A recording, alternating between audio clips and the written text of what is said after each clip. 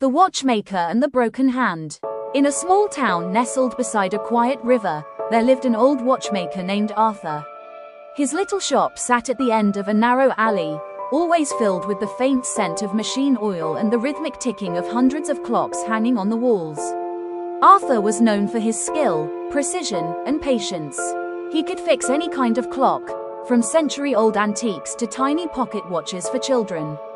Yet, few knew that Arthur himself was a broken man, like a bent clock hand, twisted by time. 10 years earlier, Arthur had a son named Leo, a bright boy full of curiosity. Every evening, Leo would sit beside his father, watching him repair clocks and asking, "Dad, why does a clock need 3 hands?" Arthur would smile gently and explain, "Because life has a past, a present, and a future. Those 3 hands tie us to time." But one rainy afternoon, Leo was in an accident on his way to school. The boy passed away at just 10 years old. From that day on, Arthur stopped smiling. He closed his shop for nearly a year. Every clock inside stood still, frozen at 3:27, the exact moment his son was gone. Time moved on, but for Arthur, it had died long ago. He feared the sound of ticking. He feared the sight of moving hands. He lived in a room filled with silence, a silence so deep he could hear his own heart aching. One day, a young woman entered his shop. She carried a broken pocket watch and spoke softly, "I heard you're the best watchmaker in town. Could you fix this for me?" Arthur stared at the watch. It was old, scratched, and seemed beyond repair. He said dryly, "This one's too damaged." But just as he was about to hand it back, the girl whispered, "It belonged to my father. Even if it never runs again, I just want it to breathe once more."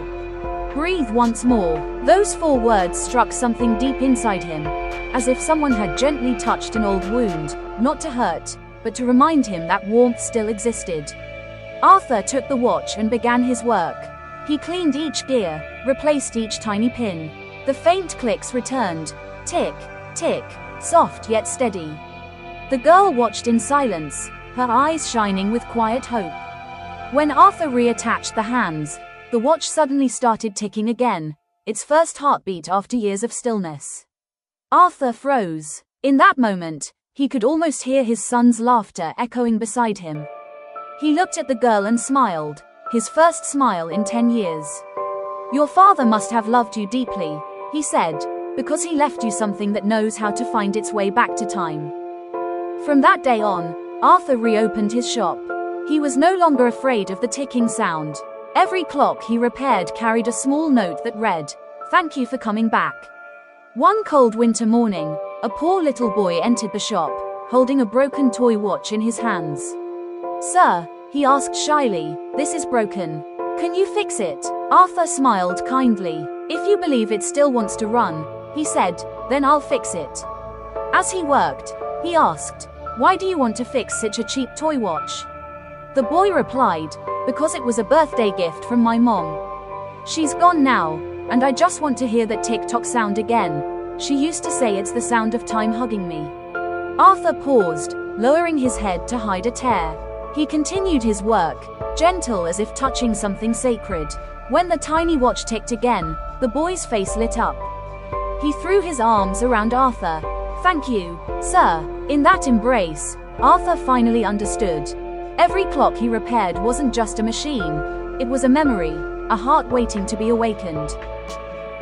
That night, Arthur returned to his old workbench. In the corner of the cabinet still lay his son's watch, the one that had stopped at 3:27 for 10 long years.